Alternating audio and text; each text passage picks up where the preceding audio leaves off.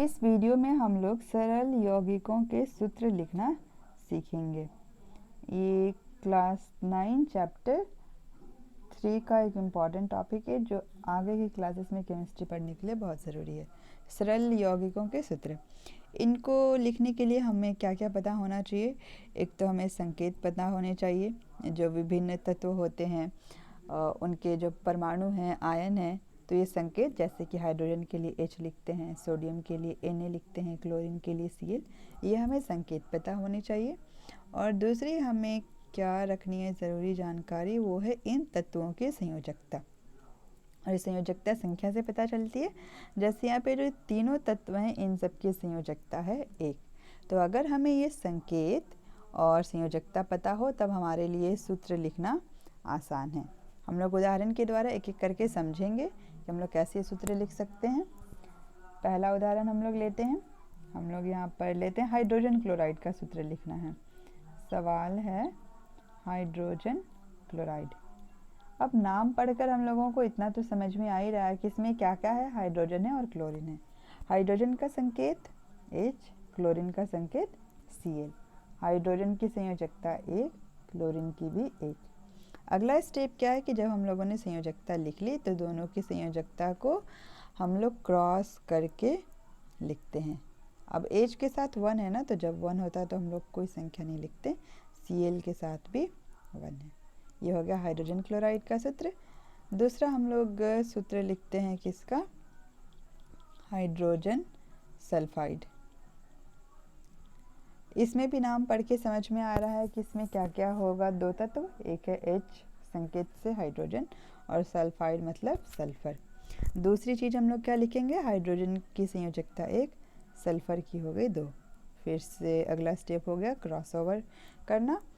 और हमारा next step हो गया कि हाइड्रोजन के साथ 2 आ रहा है तो उसके नीचे में 2 लिखेंगे, सल्फर के साथ 1 है तो कुछ नहीं लिखेंगे। तो ये हो गया H2S हाइड्रोजन सल्फाइड का सूत्र।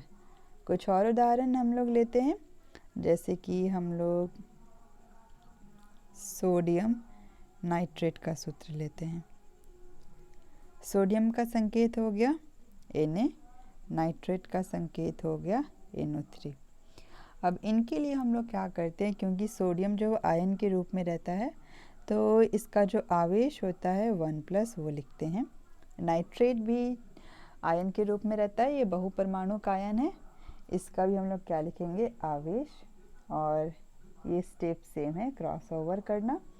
Na के साथ 1 है तो सिंपली Na लिख देंगे। NO3 के साथ भी 1 है तो NO3 लिख देंगे। तो सोडियम नाइट्रेट का सूत्र क्या हो जाएगा, NaNO3 सोडियम नाइट्रेट। एक और उदाहरण हम लोग लें, और ये किसका हम लोग लेते हैं, कैल्शियम हाइड्रोक्साइड। हम लोग अगर थोड़ा थोड़ा प्रैक्टिस करते रहे ना तो ये सब आसानी से लिखना सीख जाएंगे। रेगुलर लिखते रहेंगे तो संकेत, इनकी संयोजकता सब याद होती जाएगी। पहला काम क्या हो गया, कैल्शियम का संकेत लिखना। दूसरा हो गया हाइड्रोक्साइड का संकेत लिखना OH। नेक्स्ट हम लोगों को क्या करना है, दोनों के, क्योंकि ये आयन के रूप में रहते हैं तो इनका आवेश लिख देना है। अगला स्टेप क्रॉसओवर करना है। Ca के साथ 1 है तो कुछ नहीं लिखेंगे, लेकिन OH के साथ 2 है। अब ये OH क्योंकि एक साथ है ना तो हम लोग इनको ब्रैकेट में डालकर 2 लिखते हैं। तो ये क्या हो जाएगा, कैल्शियम हाइड्रोक्साइड CaOH होल 2। एक और उदाहरण हम लोग किसका लिखते हैं, सोडियम ऑक्साइड। इसका नाम पढ़कर क्या पता चल रहा है कि इसमें होगा सोडियम और क्या होगा, ऑक्सीजन। ये दोनों भी आयन के रूप में रहते हैं, इनका आवेश लिख लेते हैं 1+, 2-। क्रॉस ओवर करते हैं। Na के साथ 2 है तो हम लोग क्या लिखेंगे, Na2। ऑक्सीजन के साथ कुछ नहीं है मतलब 1 है तो कुछ नहीं लिखते, तो इसका संकेत क्या हो जाएगा, Na2O सोडियम ऑक्साइड Na2O। एक और हम लोग सूत्र लिखते हैं, किसका हम लोग लिखें, अमोनियम सल्फेट।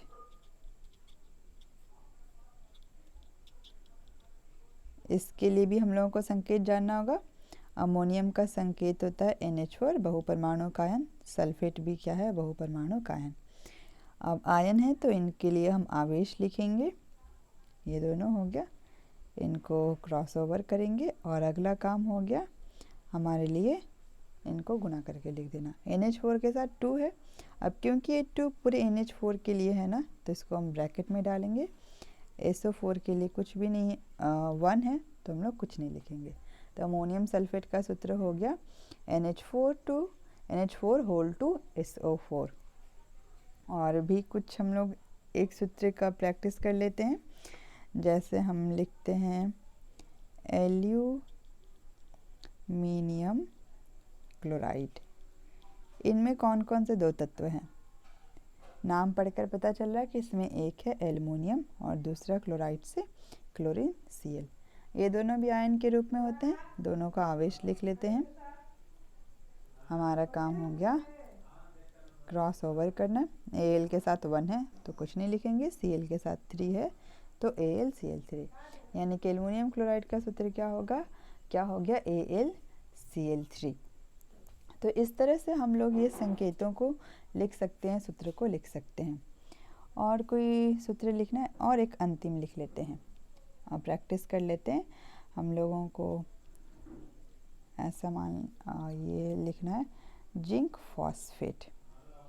इसके लिए भी हमें जिंक का सूत्र संकेत जानना होगा Zn। फॉस्फेट का होता है PO4, 3 माइनस इसके ऊपर आवेश होता है ऋण आवेश। जिंक का है +2 और फॉस्फेट का है -3। हम क्या करेंगे, दोनों को क्रॉस ओवर करेंगे। ये क्या हो जाएगा,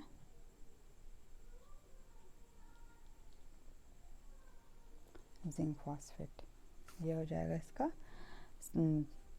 सूत्र जिंक फॉस्फेट का Zn3PO4 होल 2। इस तरह से हम लोग पढ़ेंगे। तो यहीं तक हम लोग रखते हैं। बाकी हमारा काम रहा कि जब भी संकेत हम लोगों को लिखना हुआ तब हम लोग क्या करेंगे कि हम लोग सबसे पहले संकेत लिखेंगे। अगर परमाणु हो, उदासीन हो, तो हम लोग उनके संयोजकता लिखते हैं। और अगर आयन हो, जैसे जिंक आयन है, फॉस्फेट आयन है, तो इनके संयोजकता और इनका आवेश बराबर होता है तो इनके लिए हम आवेश लिखते हैं।